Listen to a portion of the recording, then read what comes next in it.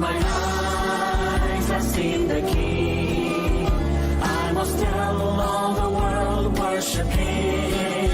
In all the nations, in all the world, where He sends me, yes, I will go.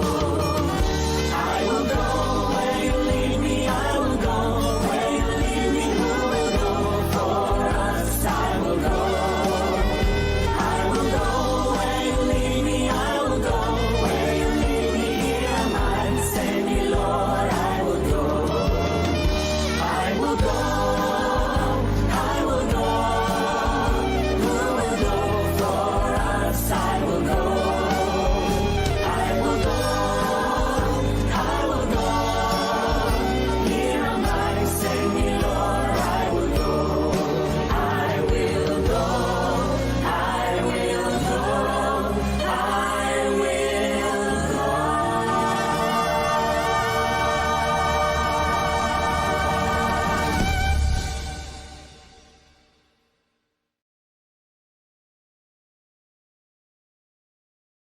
Thought I did what's right.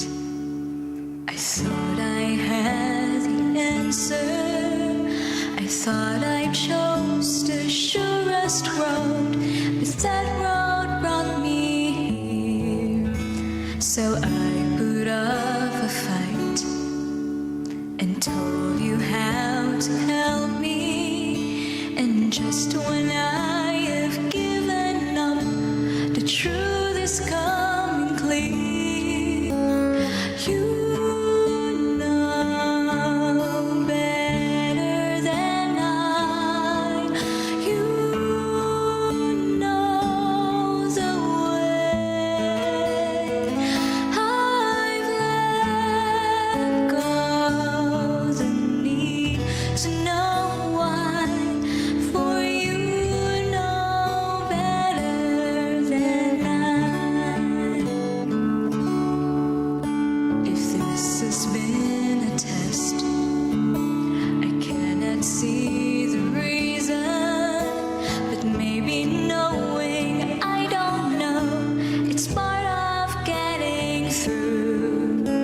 I try to do what's best, and fate has made it easy to see the best thing I can do is put my faith in you. For you know better than I. You know the way. I've let go the need to know why. For you know better than I saw one cloud and thought it was the sky. I saw a bird and thought that I could follow. But it was you who thought that bird to fly. If you let them reach me, will you teach me? For you know better than I. You know the way. I've let go the need to know why. I'll take what answers you supply. You know better than I. You know better than I.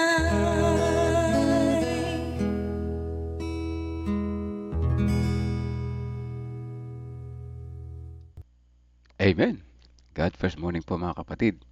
Patuloy tayong pinagpala ng Panginoon sa umaga nito na bagaman may tama ang lalamunan at medyo may sinat ng konti. patuloy tayong makikinig sa salita ng Panginoon. And good morning po sa mga nandiyan sa live ngayon. Sina Sister Belinda, Sister Wilma, Sister Shirley, Sister Sweetie, Ate Revi, at sa iba pang mga sa background, iba papasok pa lang. At pakinggan natin ang mga reflection doon sa mga pastors na kasama natin.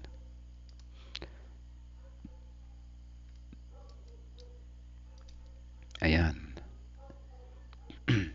Tayo natin, accept lang ako. Ngayon ay December 29. Dalawang araw na lamang ay 2025 na.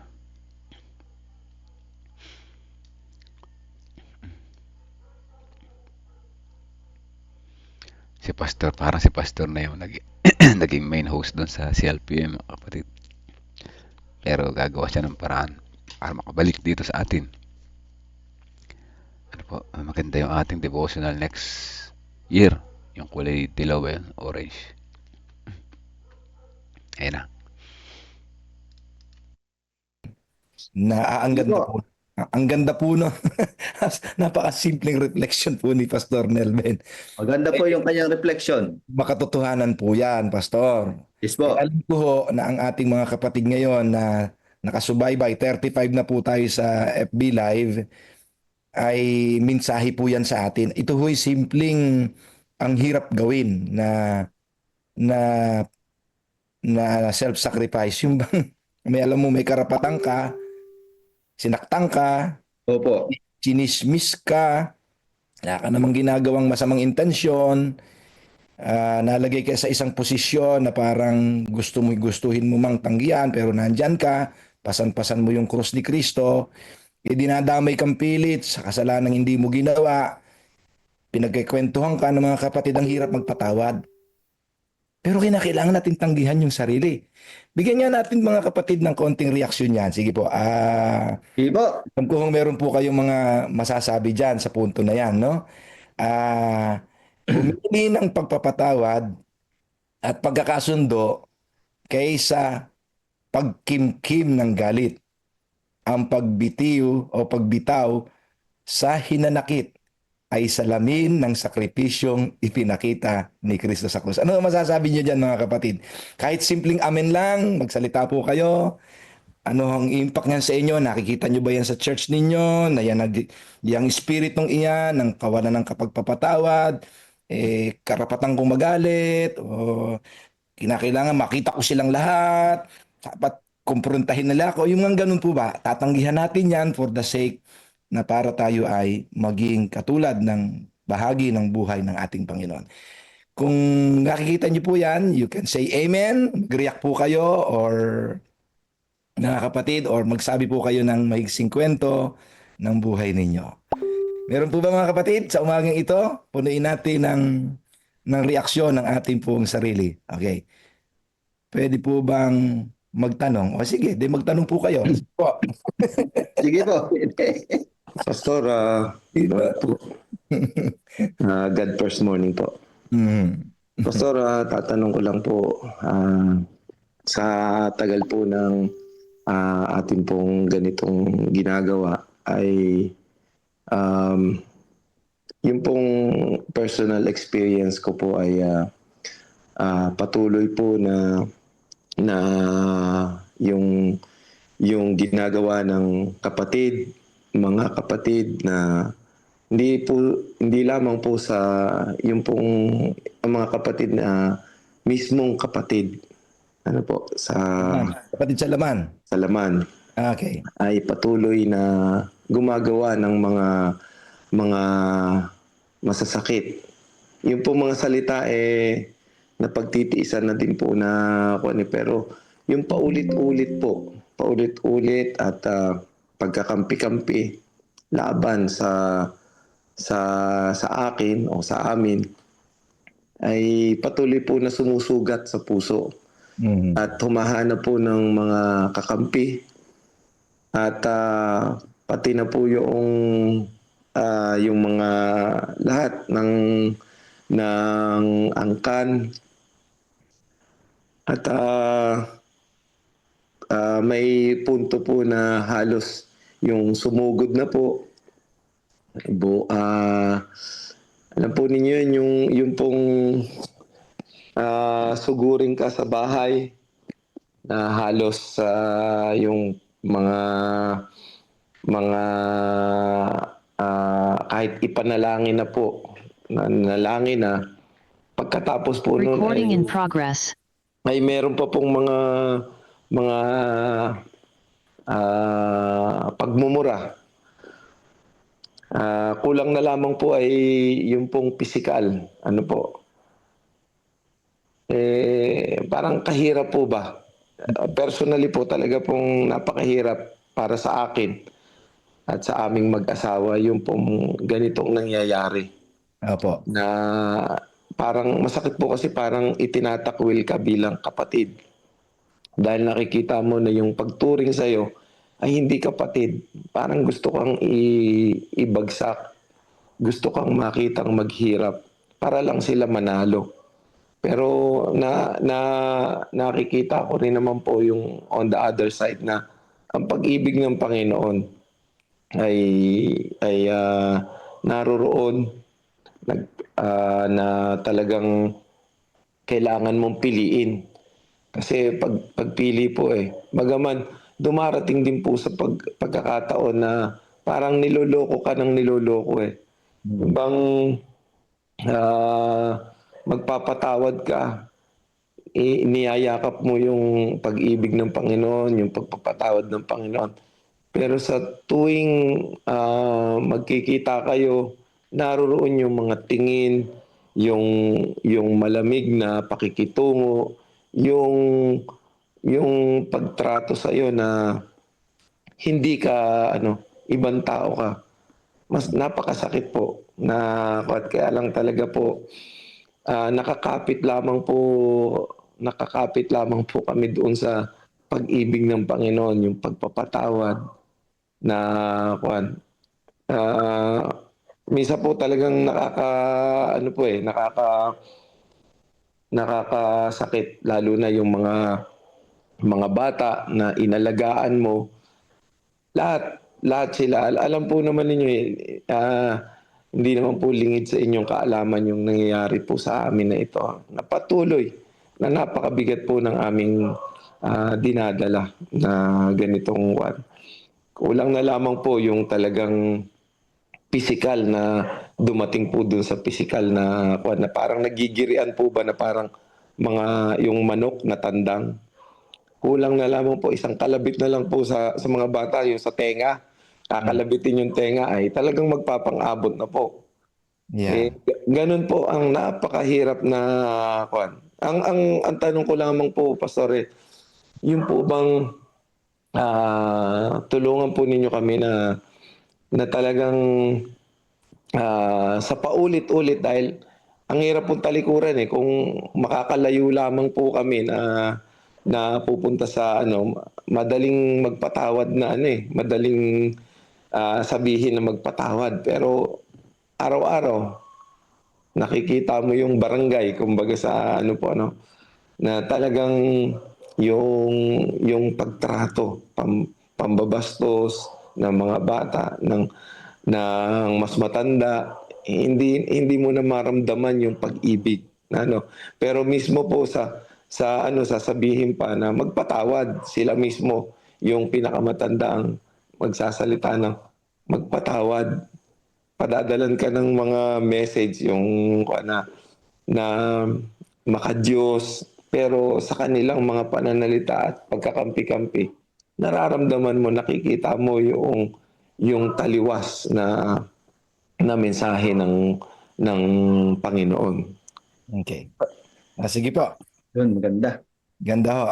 Damandama po natin yung pagdurusa ng tinitiis ng ating pong mahal na kapatid na maaring nakaka-relate din po yung iba nating mga kaibigan sa sitwasyon na kapag ang naka-involve na ho ay ang ating mga relasyon sa pamilya, mga kamag-anak. Mahirap pong pakitunguhan yan mga kapatid. Dito ho ay meron tayong mababasa sa banal na kasulatan na hindi na po tayo masurpresa sa ganyan mga kapatid, di ba? Mabasa natin sa 2 Timothy 3. Pastor, pakibasa mo nga, Pastor, yan.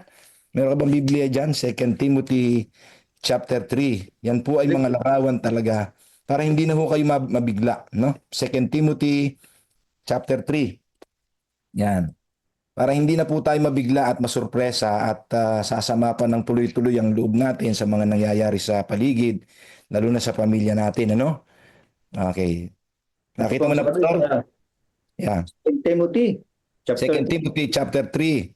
Tutuloy. Sige, Pastor. Sasabihin ko kung Sabi sa verse 1, datapwat alamin mo ito, na sa mga huling araw ay darating ang panahong mapanganib. Okay, Pastor, sandali. So, sinasabi po dito ni Apostol Pablo na ipinakikita niya sa atin ang tanawin ng huling mga araw. At nabubuhay na po tayo dyan, mga kapatid, sa huling mga araw. Ano yun daw po yung kapahamakan o yung mapanganib na huling kapanahunan? Anong mga ugali ng tao?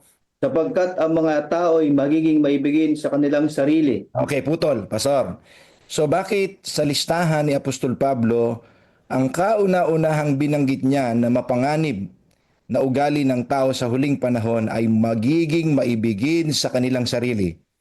Bakit? Kasi ang bunga po niyan, yan pong susunod na sinasabi nating listahan ng mga bunga ng pagiging maibigin sa sarili. Yan ho ang nagiging ugat ng problema ng sosyudad, problema sa simbahan, problema sa pamilya. Yan pong maibigin sa kanilang sarili. Yun po yung nilalabanan ni Jesus Christ na ugali, no? Yung ugali ni Christ pag nasa atin, yan ho yung lalabanan natin, kauna-unahang problema natin sa sarili natin, ng pamilya natin at ng mga taong nasa labas ng pamilya natin. Okay? Maibigin sa kanilang sarili. Bilang bunga na maibigin sa sarili, ano po ang mangyayari? Maibigin sa salapi, Mhm. mayayabang, Mhm.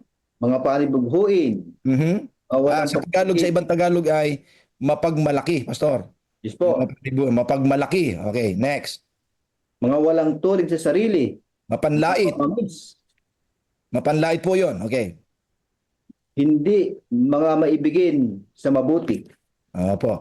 Suwail Mga sa magulang, mga walang utang loob o walang kabanalan. Pastor, ibang Opo. translation yung nabasa mo, no? Opo, ibang translation. Ang translation ko po ay maganda dito, yung ang Biblia. Ang Biblia. Oh. So yung pong listahan ng mga sunod-sunod na mga bunga ng pagiging makasarili, ibigin sa sarili, maibigin sa salapi, ayan, pinag-aawayan sa pamilya yan, yung maibigin sa lupa, maibigin sa property, gusto sa kanya lahat, pagka nalamangan ng kaunti, mag-aaway-awayan. Mayayabang, ayan, na konti lang ang naabot, nakarating lang konti sa abroad, kung ano ng kubilos, ayan, mga mapagmalaki, mapanlait, suwail sa mga magulang, mga walang utang na loob, walang kabanalan, walang katutubong pag-ibig, mga walang habag, mga mapanirang puri, mga walang pagpipigil sa sarili, mababangis, mga hindi maibigin sa mabuti, mga taksil o hindi faithful sa asawa, hindi faithful sa family, hindi faithful sa relasyon sa kaibigan, mga taksil sa relihiyon, sa pananampalataya, matitigas ang mga ulo, mga palalo, mga maibigin sa kalayawan sa halip na maibigin sa Diyos. Mga kapatid, inilista na po dito lahat ni Apostol Pablo ang tunay na larawan ng mga taong hindi mapagwawagian ang pagiging makasarili. Tandaan niyo po, ang pagiging makasarili ay mapanganib na ugali sa huling kapanahunan. Hindi po libre ang pamilya niyo dyan. Hindi po libre kahit ang member sa church. Tama po. Kaya, Pastor, wag na ho kayo magtaka na may mga kapatid na pinag-uusapan pa lang ay tithe at saka 10% or more ay nakasimangot na. Yan huy palatandaan ng mga makasarili. Hindi nila mapanagumpayan. Okay? Merong ayaw bitiwan, ayaw magsakripisyo, ayaw mag-self-sacrifice katulad ni Christ. Ibig sabihin din po, hindi rin po sila ready to share with Christ in His heavenly reward. Yun. Kapag ito huy hindi natin maitanggi, hindi natin ito mapaglabanan sa pangalan ni Kristo at pagtanggap natin sa Kanya, mga kapatid, wag na rin ho tayo masurpresa na isang araw, hindi rin ho tayo magiging tagapagmana ng glory na inihanda sa atin ng Panginoon. When we are not yet ready to share with Christ in His self-sacrificing spirit at sa kanya pong suffering for righteousness sake, paggawa ng matuwid, pagbibigay o whatever, mga kapatid, wag na rin po tayong mag-expect na we are ready to share with Him in His glory. Okay, mga kapatid. Amen. So, kay kapatid na ating nagtanong, si akin pong best friend, ang mahalaga dito, friend, kapatid, ay ikaw ngayon, tayong pamilya nyo, na nandito sa ating God First Morning, kayo po talaga ang hinuhubog ng Panginoon. Sana nandito rin po yung iba para marinig nila yung mga mensaheng kinakausap sila ng Panginoon. Hindi na ho ito pwede sa panahon ngayon kasi papauwi na ho tayo sa langit eh. Bakit sa atin ito manggagaling? Itong mga problemang ito ay tayo naman na nakakaalam ng katotohanan. Tayo po ang nakakarinig ng mga mensahe ng Panginoon. So bilang tugon sa mga mensahe ng Panginoon, tayo po na naririto ngayon ng unti-unting palalakasin. Harapin ang mga ganitong mapanganib na kapanahunan. Kinakailangan makita sa atin ang ugali ni Christ. Yung pong larawan ni Kristo. Pastor, sino ba naman ang hindi nakakaalam ng ginawa ni Christ? Di ba si Christ, Opo. ganyan din ang naging buhay ni Christ, di ba? Opo. May mga panahon na tatanungin siya, hindi siya sumasagot. May mga panahon na tatanungin siya, sinasagot niya. Mapapansin niyo po yung mga taong sinasagot ni Jesus, yun yung mga taong madalas ay kinakailangan ng liwanag. Pero yung mga taong alam na nila yung liwanag at pinapersecute pa rin siya sa katuwiran, hindi na niya sinasagot yon. Opo, may mga comment Sabihin, po sa ating chat box na basahin po, Pastor. Basahin po ni Pastor Benji. Self-sacrifice ay bunga ng ating relasyon sa Panginoon. This is deeply rooted in love, humility, and service. Christ faced many oppositions amid His good works, yet He showed us how to pray for them while hanging on the cross. Pray for friends, family, and even adversaries, asking for their well-being and growth. This is hard to do, but it is the essence of the gospel. Amen. Amen. Maganda po yung pagkawika. Amen. Maganda naman kung ang bawat Kristiyano ay magkakaroon ng maayos na relationship sa ating Panginoon. Mapuputol ang lahat ng ito. Amen, Pastor. So salamat Pastor, ako rin ang nakuha ko doon sa point na yon, inconsistent. Ayon po Yes sa po. ayon sa lilatag na prinsipyo ng ating pong propetisa. Siguro yun din ang nakuha ng mga kapatid. Yung sinabi mo, Pastor, i-improve natin ang relasyon natin sa Panginoon para makilala natin siya at yung ugali niya mag-reflect sa atin. Ang pangalawang point dito, kung wala na po talaga kayong magawa mga kapatid, ito pong panalangin. Yes Talagang po. ito po yung pinakamabisa. Tandaan po ninyo, pag tayo'y nagpe-pray, hindi po yung ibang tao ang binabago. Pag nagpe-pray po tayo mismo ang nababago. Yes Yun po. ang pinakamagandang punto. Kaya po tayo nagpe-pray, habang ipinagpe-pray natin yung iba na sila ay magkaroon ng realization, ay kauna-unahan po tayo nakaka-realize na katulad ni Kristo, ipinanalangin din niya ang kanyang mga kaaway, ang mga umuusig sa kanya, nababago rin tayo sa katulad ng buhay ni Kristo. Mahirap po yan, pero pag na kay Kristo, makakaya natin. Amen? Yes po. Amen po. Nais ko pong tunghayan po itong nasa ating Facebook Live comments. Ano na po tayo sa ating 52 na po yung ating mga viewers. Aside po rito ni Sister Rosbel Mendez. Blessed God first morning to all children of God. Ang sabi po ni Pastor Nelvin, maglaan ng panahon sa pagdisiplina at pagtuturo sa kapwa, mananampalataya, kahit na ito ay nangangailangan ng personal na pagsasakripisyo upang makabuo ng simbahan na sumasalamin sa sakripisyong pag-ibig ni Kristo. Ito po may kinalaman sa church planting. Ito po sabi ni Sister Ana, God first morning po from Paradise Tree Church. Welcome po kayo mga minamahal mga kapatid sa ating mga kapatid sa Paradise Tree. Salamat po sa inyong pagsubaybay sa God First Morning. Ito po ang sabi ni Sister Lorna. Pasama po sa prayer si Brother Virgilio sa prayer po para po sa kanyang complete healing. Maya po ito po isasama ang sister sa ating United Prayer. Okay po mga minamahal kong mga kapatid, salamat po sa inyong mga reflection o meron pa po nice pong magdagdag ng reflection. Ang ating pong oras ay alas 5:02 ng umaga. Amen. Praise the Lord. Praise Amen the Lord. po. Yeah. Sa umaga pong ito, mga minamahal kong mga kapatid, maraming pong salamat sa inyong pagsubaybay sa ating God First Morning.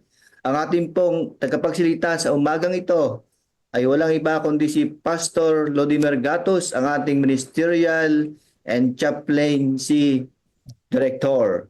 At ang ating pong United Prayer sa Adoration and Compassion, si Pastor Benji Pabillar, and sa Thanksgiving and Supplication, si Sister Net Lazaro.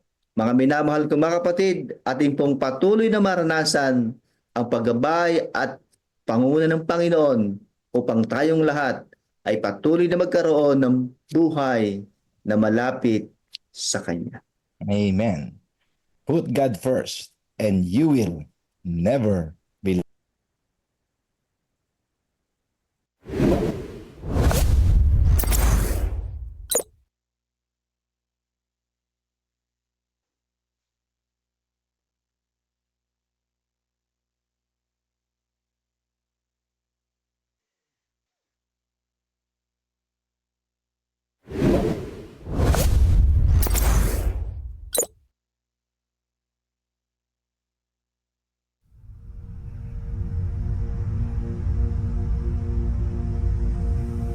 After Jesus returned to heaven, his disciples remained with the awesome task of taking the gospel to the whole world. Filled with the Holy Spirit, these men and women proclaimed the message they had received with boldness and power, reaching out to all corners of the then known world. But it was not without great opposition, first from the Jews, then from the Roman state. Many Christians were faithful to the point of death, suffering torture and humiliation from cheering onlookers at the Circus Maximus and Colosseum in Rome and throughout the empire. However, the blood of the martyrs only paved the way for the further spread of the gospel. After years of persecution by the Roman emperors, one of them, Constantine, professed conversion to Christianity in 312 AD. Now Christianity became popular, but it resulted in many pagan practices and symbols entering the church, particularly in Rome. The Bishop of Rome assumed more and more power and authority and began to oppose and oppress all who recognized Jesus alone as the head of the church and who accepted the Bible alone as the supreme authority. To escape this increasing persecution, God's true people withdrew to the wilderness areas of Europe. In northern Italy, the Waldenses took refuge in the mountains. While many were slain, the light continued to shine in the darkness. God was still in control, and he began to raise up men like Wycliffe, Huss, Tyndale, Luther, Calvin and Zwingli to stand for his truth. They stood for the Bible alone, faith alone and Christ alone. In 1798, in fulfillment of Bible prophecy in the book of Daniel, the religious and political supremacy of the Roman Church was temporarily reduced when General Berthier removed Pope Pius VI from his throne. Consequently, in the decades that followed, there arose a great awakening of interest in the prophecies of Daniel, and many were convinced Jesus was soon to return. In the United States, the Baptist preacher William Miller was joined by hundreds of other preachers in their expectation of the return of Jesus in 1844. However, when Christ did not return in 1844, further Bible study led a small group to discover that Christ's ministry in the heavenly sanctuary was an explanation for their great disappointment. They discovered that the Bible taught that the seventh day was the Sabbath that Jesus had set aside for his people. Slowly they came to understand that their mission was to preach the three angels' messages of Revelation 14. Their goal as Seventh-day Adventists was to preach with power the everlasting gospel and to prepare the world for Christ's return. More than 160 years have now passed, Years that have brought 2 world wars, numerous military campaigns, financial depressions, the rise of atheism and secularism, as well as a booming world population, with natural disasters increasing in frequency and intensity. Today, the Church's mission and message is more relevant and urgent than ever in its history. Jesus is coming soon, and the world must be warned. Prepare to meet your God.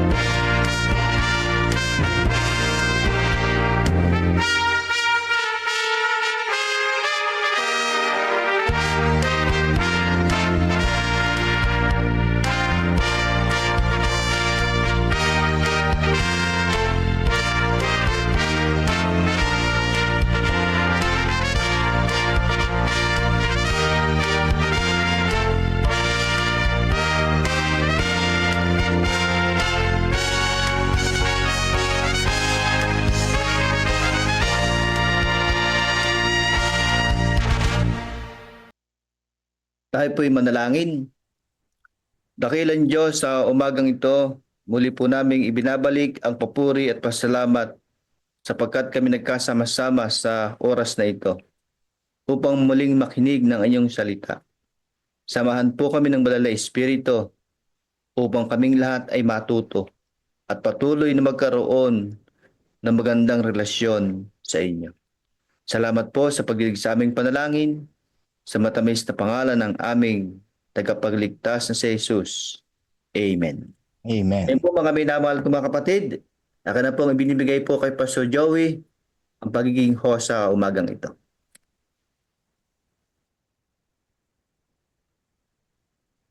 A certain missionary had challenged his church members to make a sacrifice for the cause of God. Not long after, when visiting one of the poorest families in the church, he could not believe his eyes. He noticed that the eldest son was pulling the plow instead of the only ox the family once owned. When the missionary asked, "Where is the ox?" he was surprised by the answer. "We sold it so we could give an offering for the new place of worship to God." The missionary couldn't hold back the tears as he grasped the enormity of the family's sacrifice. In 2 Corinthians 8, Paul presents the Macedonian church as an example to teach the principles of true faithfulness. Macedonian Christians lived in extreme poverty and faced persecution for believing in the Lord Jesus. Many under similar conditions would operate in a self-preservation mode, but not the Macedonians. The Macedonians' faithfulness teaches us the following principles. First, temporal limitations do not mean spiritual limitations. The Macedonian example eloquently teaches a valuable lesson to those in the church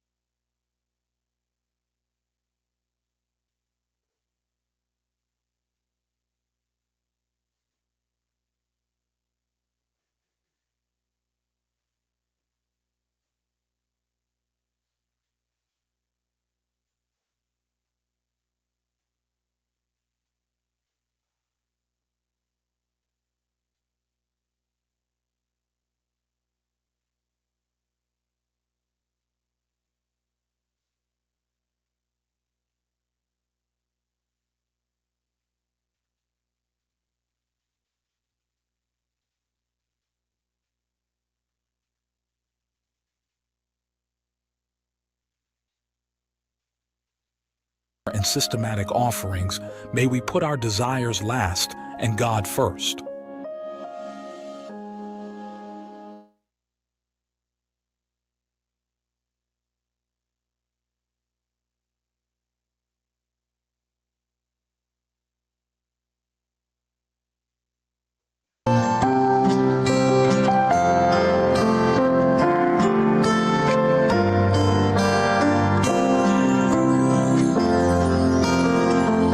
May dalawang kapangyarihan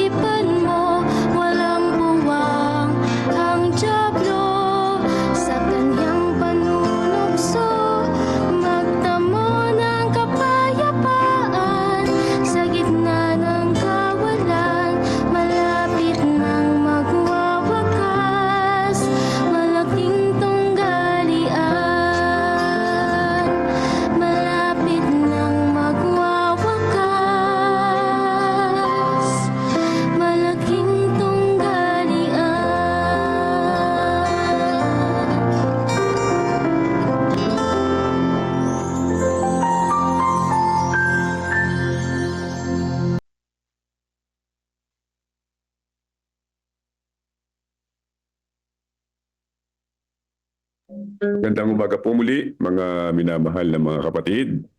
God first morning po sa inyong lahat. Morning po. At sa Diyos at tayo'y bumangon na taglay ang lakas at buhay na hiram mula sa ating mahal na Panginoon. Nais ko ho makiusap na mag-share po ako. Okay, thank you. Nandito na po pala. Okay. Ang atin hong pag-aaralan ngayong umaga ay may pamagat na the fruits of selfishness. Ito po madalas na umiikot ang ating mga pag-aaral at sapagkat napakahalaga na mawala muna ang sarili at ang Diyos ay matanghal sa ating po mga buhay. At nasa 29th day na po tayo ng Disyembre mula nang pinasimulan po natin ang advokasya ng Central Luzon Provinces Mission sa spiritual empowerment. At ngayong umaga, mahalaga po na muli natin tignan at i-refresh ang ating mga isip tungkol sa paksapong ito. Ang nakasaad po sa Review and Herald dated December 1, 1896 sa Council on Stewardship naman po sa page 26 ang wika. Those who follow a covetous spirit to take possession of them cherish and develop those traits of character which will place their names on the record books of heaven as idolaters. Alalahanin natin mga kapatid na those people who let greed take over their hearts develop habits that make them appear as idolaters in God's records. So tayo po mga kapatid, kapag taunahan tayo ng mapag-imbot na puso at ito ang siyang lumago sa ating mga pag-uugali, ay ito raw ay isang pagka-Diyos-Diyosan sa buhay natin.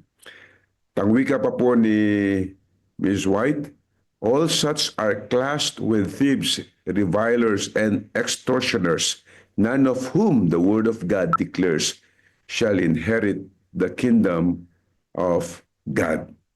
Sa mga katuwid, lahat ng mga taong ito na tinatawag na mga thieves, those who insult others and cheaters, none of whom, according to God's word, will enter the kingdom of God. Isa pang wika ng ating pong propetisa, the wicked boasted of his heart's desire and blessed the covetous, whom the Lord abhorreth. Covetous attributes are ever opposed to the exercise of Christian beneficence. And then sabi niya, the fruits of selfishness always reveal themselves in a neglect of duty and in a failure to use God's entrusted gifts for the advancement of His work.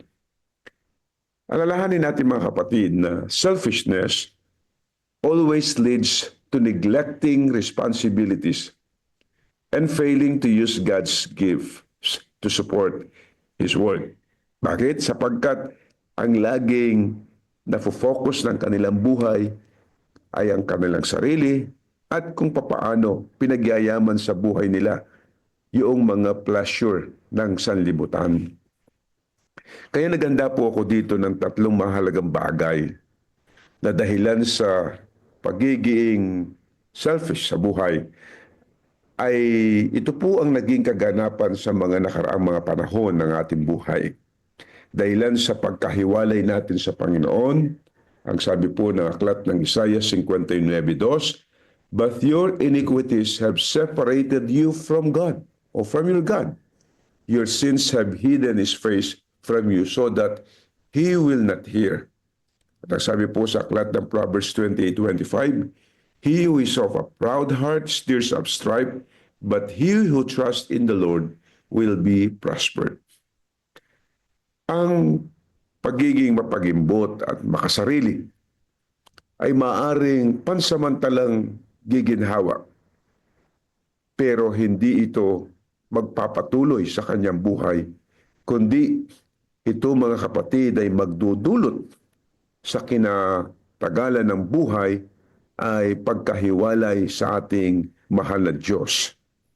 Ang sabi po ni Mrs. White sa Steps to Christ, page 43, selfishness is the essence of depravity, and because of it, man is alienated from God. At sa aklat po ng Christ Subject Lesson, page 259, selfishness destroys faith. It robs the soul of God's blessing. So maliwanag po ito mga kapatid, ang pagkamakasarili ay sinisira ang pananampalataya at umuusbong ang paniniwala na nakasalalay ang lahat ng bagay sa kung ano ang meron siya at kung ano ang kanyang tinatangkilik. Pero ito'y ninanakaw ang ating mga kaluluwa mula sa mga pagpapala ng ating mahal na Diyos. At ito ang naging dahilan kung bakit mga kapatid ang tao'y naging isang makasarili sa kanyang buhay.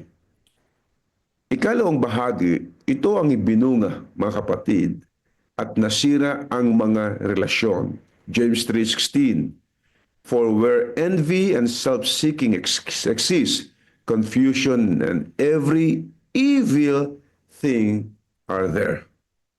So, sa Philippians 2:3 naman po ang sabi, let nothing be done through selfish ambition or conceit, but in lowliness of mind, let each esteem others better than himself. Ito po ang mga pahayag ng banal na kasulatan, mga kapatid, kung ano ang idinudulot at nagiging bunga ng pagkamakasarili. At ang payo sa atin mga kapatid ni San Pablo na isinulat sa mga taga-Filipos na huwag sana ang mga bagay ay nagaganap o nangyayari sa magitan lamang ng isang makasariling ambisyon. Subalit ang sabi niya ay gawin natin ito sa pagiging mababa sa pagtingin sa ating mga sarili, hindi sapagkat tayo ay intimidated o dili kay meron tayong low self-esteem, kundi ituring natin na masigit na ang mga iba'y mabuti kaysa sa atin. Sabi po ni Mrs. White sa Adventist Home, page 122, selfishness mars the life and destroy peace and harmony in the home. So mga kapatid, wala namang ibinungang mabuti ang pagiging makasarili. At ay binunga ng pagiging makasarili, mga kapatid, at ang tinatawag na mapag-imbot sa mga bagay na hindi kanya, ay walang iba kundi ang pagkasira. At ang kapayapaan ay nawawala. At ang sama-samang nagkakaisa sa loob ng tahanan ay ang siyang nagiging bunga. So the spirit of self-seeking betrays its presence even in the closest relationships, leading to strife and contention. Ito po ay Thoughts from the Mount of Blessing, page 16. Kaya alalahanin natin mga kapatid, na sa maraming mga araw mula nung tayo nagpasimula, kung ano ang ibinubunga ng isang motibo ng pagkamakasarili, at ito mga kapatid ay nagkakaroon ng kaguluhan sa buhay ng mananampalataya. Ang ikatlong bahagi mga kapatid na nais kong dalhin sa inyo ay hindi lamang sa separation from God, kundi spiritual and moral decay. Sa 2 Timothy 3:1 and 2, but know this, that in the last days perilous times will come, for men will be lovers of themselves, lovers of money, boasters, and proud. So noon pa man mga kapatid, sa mga sinulat ni Pablo sa mga kay Timoteo na isang batang lingkod ng Panginoon, pinaalalahanan na siya na darating ang mga araw na ang tao ay magiging maibigin sa sarili, maibigin sa salapi, mayayabang at mapagmataas.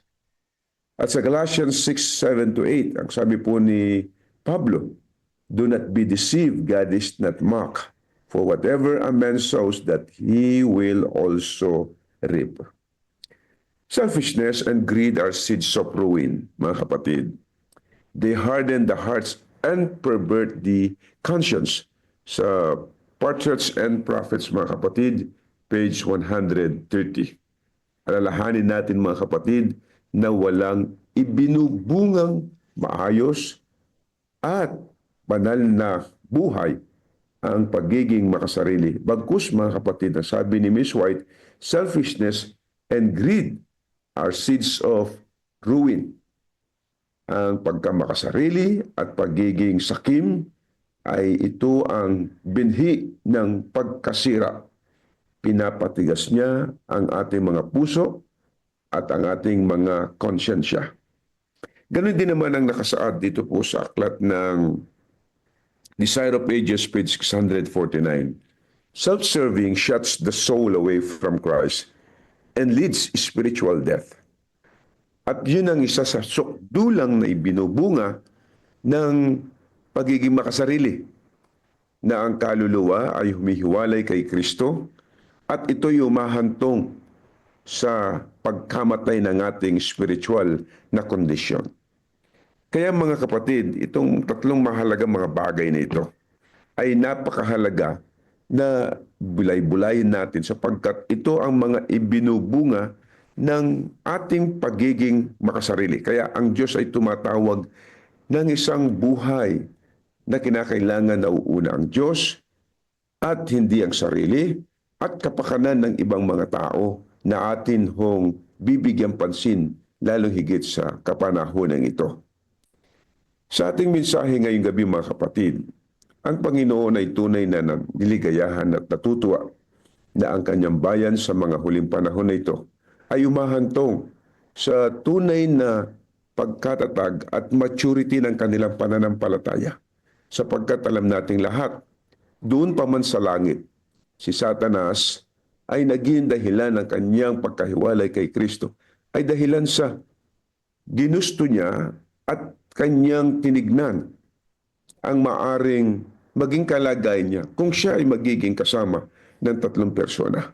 Pag-iimbot, pagkamakasarili, at ang kanyang pagkatingin sa kanyang sarili na mas nakaihigit siya doon sa mga nilalang ng ating Panginoon na mga anghel doon sa langit. Kaya ang panawagan ng ating mahal na Panginoong Diyos, mga kapatid, bukod doon sa nakita po natin na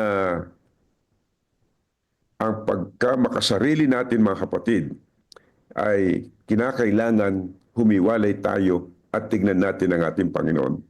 Ang wika po ulit mga kapatid, the wicked boasted of his heart's desire and blessed the covetous from the Lord, whom the Lord abhorred.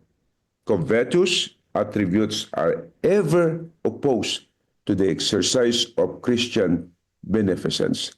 Ito mga kapatid ay ang pag-iimbot at ang pagkamakasarili ay kontra mga kapatid sa isang Kristiyano na binabanal ng ating Panginoon. So the fruits of selfishness always reveal themselves in a neglect of duty and in a failure to use God's entrusted gifts for the advancement of His work. Lagi nating alalahanin mga kapatid na ang pagiging makasarili ay laging nagpapahayag ng pagkawalan at pagkakaligtaan natin ang ating mga tungkulin sa ating mga Panginoon. At ito mga kapatid ay failure din ito to use God's entrusted gifts for the advancement of His work. Bakit? Dahilan sa ang inuuna at ang pinaliligaya at ang pinasasaya ay walang iba, kundi ang kanyang buhay. Sa halip na pasayahin ng Diyos at paligayahin ng Diyos at tulalatin ng Panginoong Diyos, siya ang nauuna sa kanyang buhay. Kaya ngayon mga kapatid, sa umagang ito, the fruits of selfishness always create destruction, ruin of self, and death in our spiritual condition. Pagpalain po tayo ng ating mahal na Panginoon sa isang maikling pag-aaral ngayong umaga. Pagpalain kayo ng ating mahal na Diyos, mga kapatid. Amen. Amen. Maraming pong salamat sa magandang mensahe na ating napakinggan sa umagang ito. Ang ating pong oras ay 5:31, mga kapatid. At tayo Sir po Amy. ay dada. Sir Yes po. Amy, bigyan natin ng pagkakataon yung mga kapatid na magbigay ng kanilang short response sa ating message. Okay po, mga minamahal kong mga kapatid, kung po kayo merong short response sa ating paksa ngayon, the fruit of selfishness, ay maaari nyo pong sabihin po sa atin ngayong umaga. Sige po mga kapatid. Maganda po yung okay po. Akin pong binabati yung mga taga Sapang Palay. Meron po silang year-end kagabi. Sila po yung ating kasama ngayon. Meron po ba kayo nais pong sabihin mga kapatid sa Sapang Palay sa ating reflection sa message po ni Pastor Gatos? Short response mga kapatid, you just say amen if you Amen hear. po. Amen. hear Oh, praise the Lord. Meron po. Amen. Amen. Yan. Amen. Dapat po tayo maging expressive po mga kapatid, ano? Sa ating mga napakinggan magaganda, expressive po tayo para ito po lalo magiging may dating sa ating buhay bilang isang Kristiyano. Okay po, meron po mga kapatid. Nice po mag-response.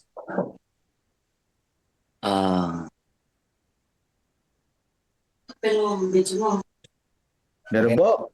Okay na po, Pastor yan. Just say amen lang. Okay, thank you. Okay po, salamat po mga kapatid sa inyo pong response sa oras na ito. Dadako na po tayo sa ating united prayer.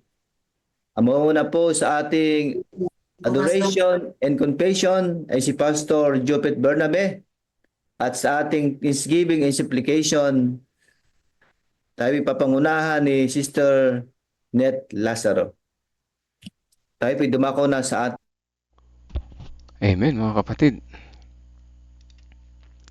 At ayan ano po. Magkasalita sana ako doon ng reflection kaso dito na lang ano para hindi na maulit. So ayan mga kapatid ano po. Talagang mapanganib. Maigsi lang naman yung ano dahil paulit-ulit na itong pagiging selfishness. Muli tinututok dito sa atin na sabi dito sa lesson ay matinding babala. May tinding warning ito mga kapatid ano. Saan? Panganib ng kasakiman. May panganib yung kasakiman mga kapatid. Nagpapakita na ito ay sumisira sa karakter. Siyempre no pagka minsan hindi na natin namamalayan na meron na pala tayong kasakiman sa puso ano. Ito raw ay sumisira sa karakter ng isang tao. At ano yung nangyayari? Pinipigilan ito yung na magampanan natin yung ating mga tungkulin. Tungkulin saan? Tungkulin sa Panginoon. Ano na tayo ay gumawa. Dahil tinanggap natin siya, kailangan natin sundan yung kanyang mga ginawa. Hindi po pwedeng tanggapin mo lang, ay okay na. Ano po, ganun ano. So, tanong, paano kung malalaman kung ang puso ko ay nasa Panginoon na? Ayan ano, naisip ba natin yung mga kapatid, paano natin malalaman kung ating puso ay nasa Panginoon na? Una, siguro, kapag may pagbabago na sa ating buhay, ano, yung lagi na tayong umaattend ng church at hindi lang basta umaattend, yung hindi nalilate, ano. Ibig sabihin na isip natin ng Panginoon ay naghihintay si Jesus sa church, kailangan agahan ko. Pangalawa, ay paminsan-minsan o nag-i-improve na tayo na rin ay nakakapag-testimony, nakakapanalangin, maawit, tumatanggap ng part sa church. Ayan ano, ibig sabihin niyan ay inaalay natin yung connection natin kay Jesus ay lumalaganap. Pangatlo, sumasali tayo sa mga activity ng church. Sumasali tayo sa activity ng mga church. Halimbawa, may crusade, ayan ano. Bukod sa, kung wala tayong part, at least makinig mo lamang tayo doon, ano, ma-revive tayo. Wait lamang, sandali ah. Teka, ano ba yun? Wait lang.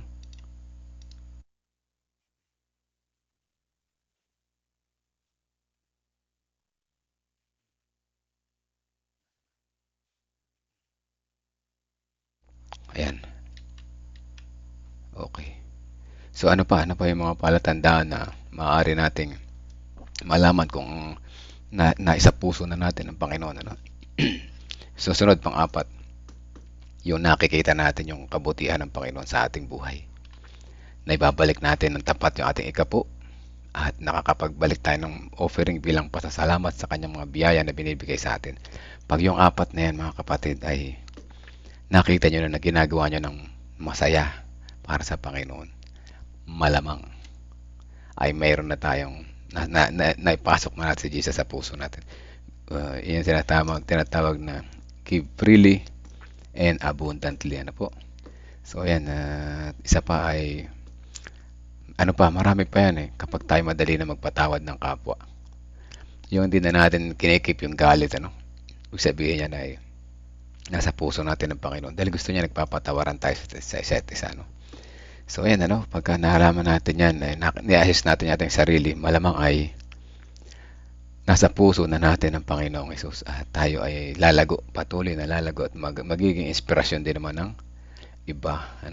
Gusto ko sana mag-reflect doon, kaya lang ay nahihiya ako. Nahihiya, no? Bukas na lang siguro, no? So, at saka mapapahaba sila ng gusto. Dito na lamang sa atin, si Pastor Jerry, minsan ay tumitingin din siya sa ating live. Pastor Jerry, hello po. Dapat mag-reflect ako doon, pero dito na lang muna sa kanan doon. Yung after ng lesson, ay dito na lang muna, no?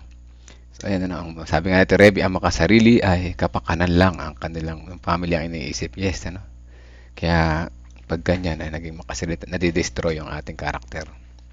Di natin iniisip yung kapwa. Walang Diyos sa ating puso, mga kapatid. At saan tayo papunta? Hindi sa langit na bayan, mga kapatid. At alam nyo na ayaw nyo ron, mainit doon. At masakit doon. Ano pa? Pasalamat, naging maayos din ang baptism kahapon at masaya po sila tumanggap sa ating Panginoon. Praise the Lord, Ate Revian po. Medyo nagkaroon lang ng challenge doon sa kay Nanay Flory at natatakot siya, Pero ganun pa man, ay natapos din ng maayos, Kaya ramdam ko yung friendship, Kaya ramdam ko talaga, yung concerns about isa. Naiiyak tuloy ako. Anyway, salamat sa Leonardo team. Ayan, patuloy na nakihalok sa gawain. Sister Zenaida Manarang, paki-prayer po ang aking apo, si Andromeda. Bigla na lang po nanginginig, nilalagnat. Kailangan po siyang dalhin sa doktor, Nanginginig. Mataas ang lagnat po pag nanginginig, Paglingat po niya kagabi natutulog, ay ganun na po. At ako din po ay sumasakit ng ulo at batok po. Baka po ay mag-BP po kayo, Sister Zenaida. At baka kailangan na rin mag-consult sa doktor, Huwag natin i-ignore yung ating mga nararamdaman kasi yan ay lalala pagka masama ang ang ating nararamdaman. At yes, ang ating katawan ay may self-healing. Siyempre, magtiwala tayo sa Panginoon, sa doktor. Pero minsan, pag kailangan na natin lumapit sa doktor, yan naman ay binigyan ng Diyos ng karunungan na manggamot ng karamdaman, makatulong para sa ating paggamot. So, huwag po natin i-ignore ang gamot. Hindi masama yung nagpe-pray tayo para sa ating kalagayan, kagalingan. Pero huwag natin kalimutan na may doktor dyan na binigyan ng karunungan. Good morning po, Ruby, sa aking pinsan. Magandang umaga sa iyo dyan. I-share mo doon sa GC natin. I-share mo to sa GC natin para lahat sila makarinig ng mga devotional sa umaga. Anyway, nag-share naman ako sa public ko, So, kung may interesado makinig, kagaya na Ruby, salamat sa pakikinig, Ruby. At dalasan mo, ini-invite ka ng Panginoon na makinig ng devotional. Who knows, one day, parehas tayo ng simbahan na pinagsisimbahan, di ba? So, ayan, mga kapatid, si Ruby ay aking pinsan, sa Laguna. Isa siya sa mga nakikinig yan sa background, Sige po, ang makasarili ay ang kapakanan lang ng... ito yung kanina, Tayo manalangin, mga kapatid, Kung may mga prayer request kayo, type nyo dyan at ating babasahin yan. Teka muna ulit, kayo may tama yung akilalamunan para akong nalalagnat.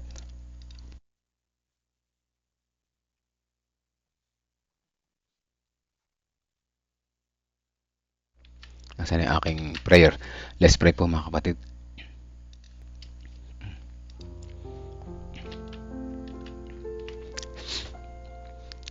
Amang banal na makapangyarihan sa lahat.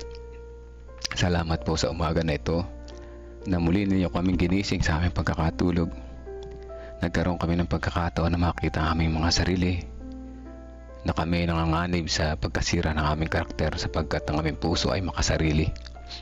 O dakilang Diyos, salamat sa bawat umaga na muli nyo kami pinapaalalahanan na aming kailangan tanggapin aming Panginoong Hesus sa aming puso, hindi lamang sa aming bibig, kundi sa aming puso, maisabuhay namin ng magagandang karakter na kanyang pinakita bilang halimbawa siya nandito sa lupa. Salamat po sa patuloy na paggising sa amin, sa aming mga pagkakatulog, na siyang nagiging dahilan upang kami ay magkaroon ng pag-asa na mabago namin ang aming mga sarili.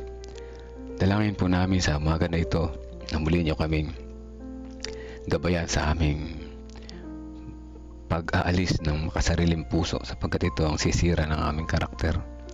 Tulungan niyo po kami na kayo po ang aming unahin sa lahat ng pagkakataon, hindi ang aming sariling kagustuhan, upang sa ganon makita namin, maipakita namin ang aming pagmamahal po sa inyo, ang tunay na pagmamahal, hindi lamang sa salita kundi sa gawa. Tulungan niyo po kaming maging matulungin sa kapwa. Tulungan niyo po kaming isipin ang kapakanan ng iba kaysa sa aming sarili. Tulungan niyo po kami sapagkat wala kaming magagawa sa aming pangsarili lamang. Dalangin din po namin ang apo ni Sister Zenaida Manarang. Siya po ay mataas ang lagnat, nanginginig. At nawa pababae ng kanyang lagnat. At kung kinakailangan, samahan niyo po sila o dakilang Diyos na makapunta sa doktor para malaman ang kanyang kondisyon.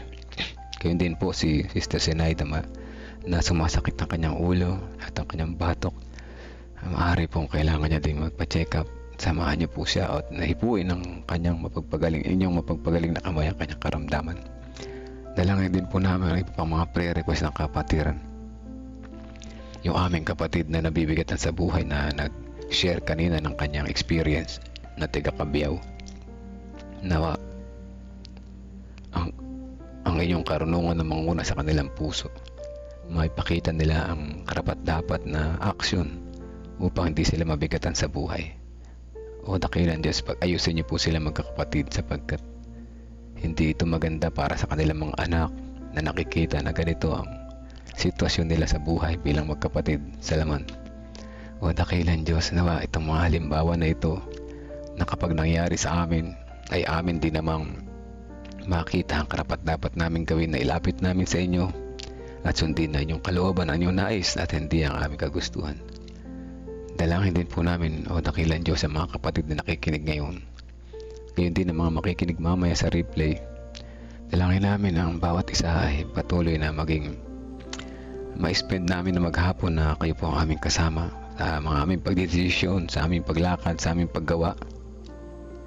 Kami po ay lumalapit sa inyo na samahan niyo po kami, ilayo kami sa anumang pag-iisip na masama, pag-iisip na makasarili, pagkos magkaroon kami ng isip na mapagbigay, mapagpatawad, mapagmahal, kagaya po ni tinuro niyo sa amin.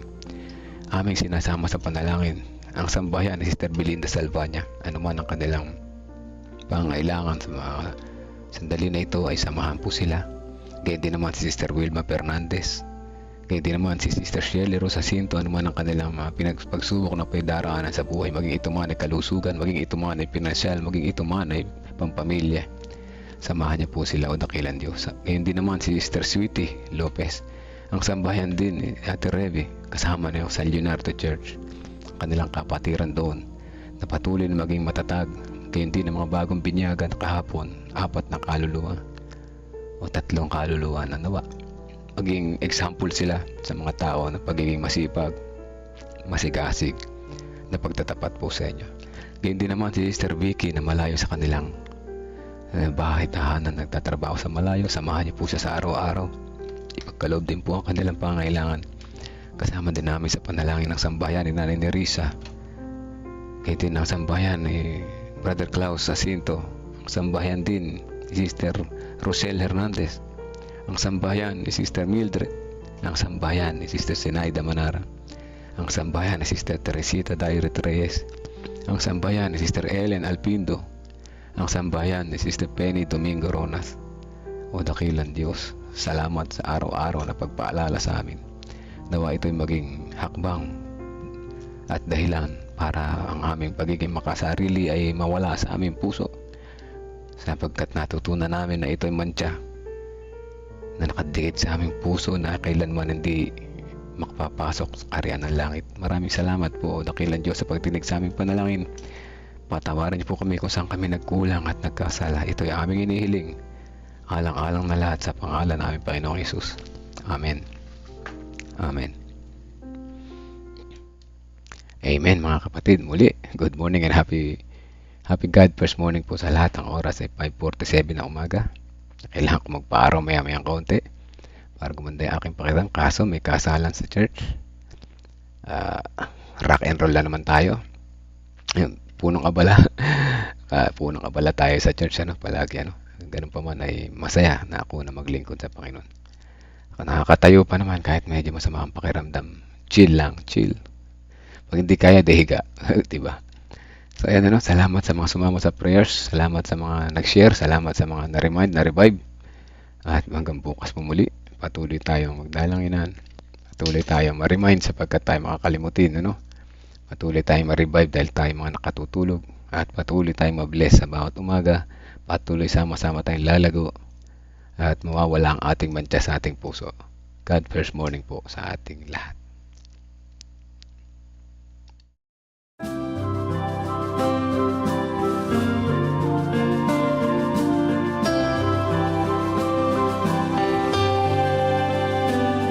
I hear the voice of Jesus calling. My answer is, I will go. I see the need of people crying. My answer is, I will go. I go to share the message of love. I go to share the blessed hope. But if I get discouraged, I call to Jesus' help, because I